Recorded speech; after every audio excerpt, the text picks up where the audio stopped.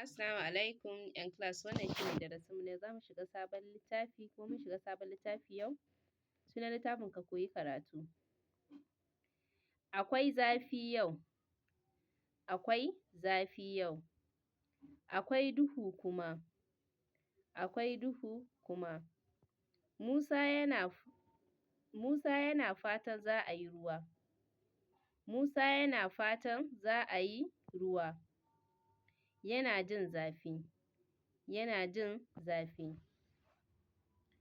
Ana ruwa yau, ana ruwa yau, ana ruwa ƙwarai, ana ruwa ƙwarai. Musa ba ya jin zafi yanzu.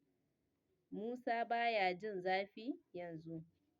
Yanzu akwai sanyi, yanzu akwai sanyi. Lokacin shuka ya yi.